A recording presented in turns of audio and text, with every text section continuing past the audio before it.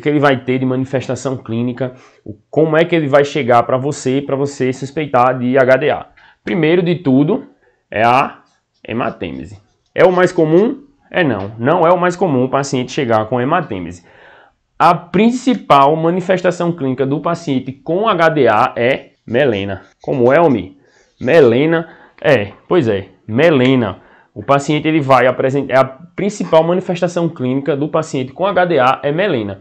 Porque geralmente o sangramento ele não é tão importante.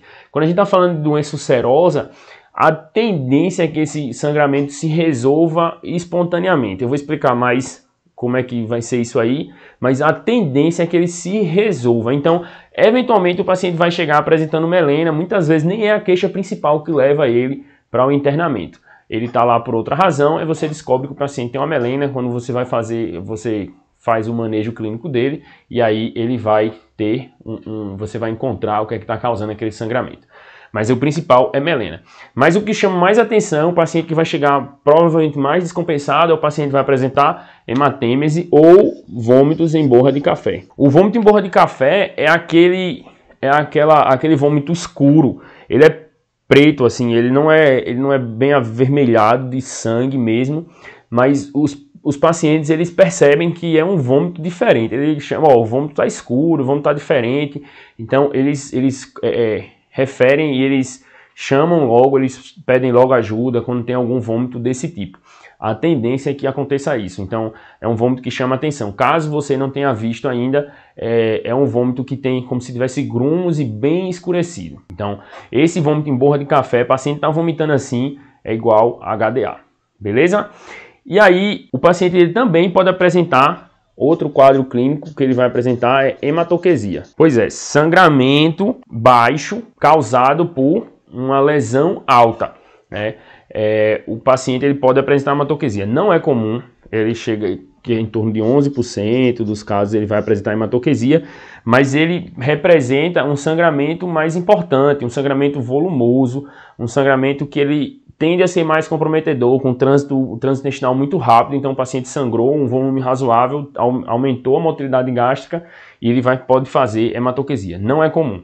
O mais comum é a gente encontrar melena, e o paciente que chegar na emergência com o relato, estou vomitando sangue ou estou vomitando preto, é a hematêmese borra de café. O que mais esse paciente pode apresentar? O principal problema que você vai enfrentar no paciente com HDA e que você precisa corrigir, está relacionado à hemorragia. Então, o sangramento, é o principal, a maior dificuldade que você vai encontrar é a hemorragia. E o que é que eu quero dizer com isso? A maior bronca é a hipovolemia. A maior bronca que você vai encontrar no paciente com HDA e que vai dar mais problema para você é hipovolemia. Você precisa corrigir um possível choque hipovolêmico.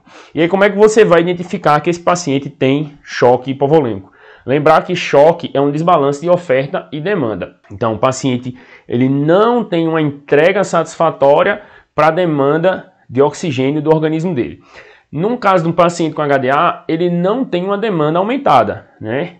Deixa eu anotar aqui. DO2 pelo VO2. Aqui ele não vai ter uma demanda aumentada. A demanda do organismo dele está normal. Mas pela hipovolemia, ele vai ter uma entrega de oxigênio diminuída, né? Ele perde HB. Aqui tem relação com HB, tem relação com a PDO2, mas bem pouco. E particularmente com débito cardíaco. Então ele vai ter um comprometimento aqui, ó, do HB, o paciente com HDA. Ele vai ter uma queda significativa do HB e isso aí compromete muito a entrega de oxigênio.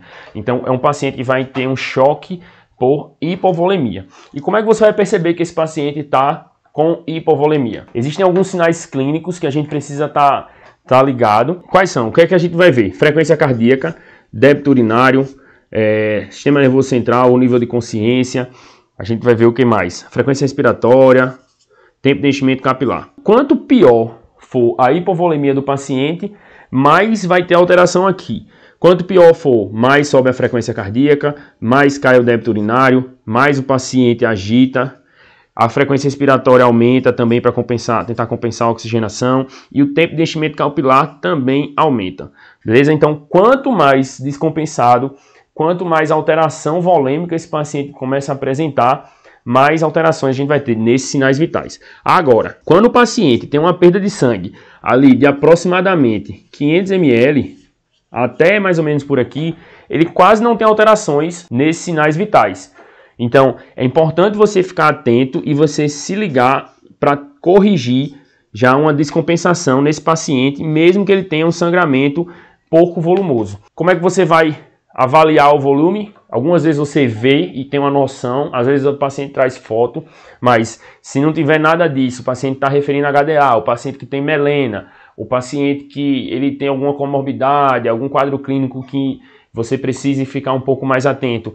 E mesmo que ele está referindo que sangrou, que vomitou sangue, que ele vomitou ou sangue vivo, ou vômito em borra de café, ele não tem grandes alterações de frequência cardíaca, ele não está taquicárdico, ele não está taquipneico, ele não tem diminuição do débito urinário, ele não tem alteração do sistema nervoso central, ele não está agitado, ele não está sonolento, fica ligado, fica atento a esse paciente, porque ele pode estar ainda sangrando, ele pode continuar apresentando sangramento e descompensar mais lá na frente. Então, pensou em HDA, já começa a ressuscitação volêmica desse paciente, porque possivelmente, até ele perder mais de 500 ml, ele ainda vai ter os sinais vitais normais. Quando ele passa para algo ali em torno de 750 ml, a 1 litro de sangue que ele perdeu, vê que é um bocado de coisa.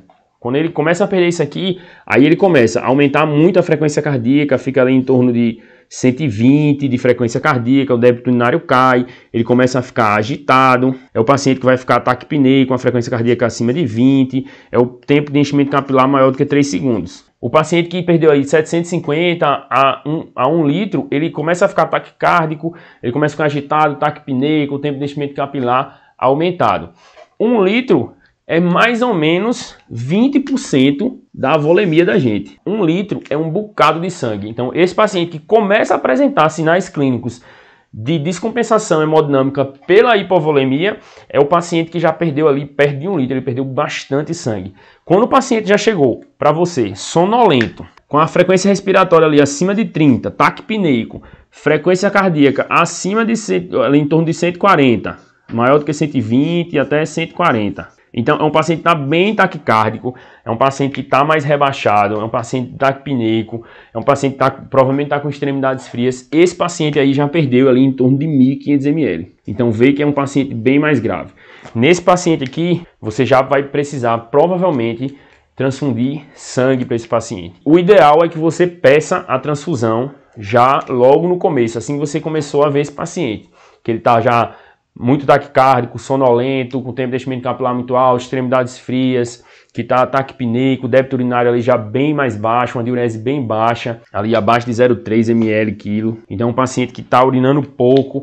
Esse paciente, ele está mais descompensado, você vai precisar pedir sangue. E não espera a hemoglobina, não espera o exame de sangue. Por quê?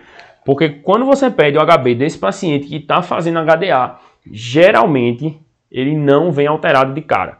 Ele demora a ter alguma alteração, ele demora a mostrar que tem uma hipovolemia, porque antes de haver, na hora que ele chega, ainda não houve uma compensação do líquido do extravascular para o intravascular para tentar balancear, né? Porque ele perdeu sangue, começou a perder sangue, e existe uma regulação do nosso organismo.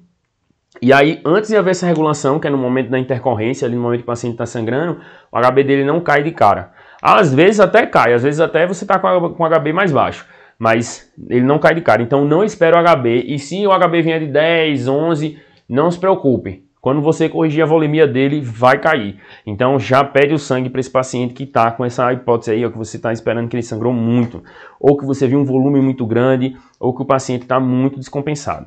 Beleza? Até aqui, o paciente que perdeu até 1 litro, a reposição com cristalóide é suficiente. E aí, cristalóide pode ser fisiológico ou Ringer lactato.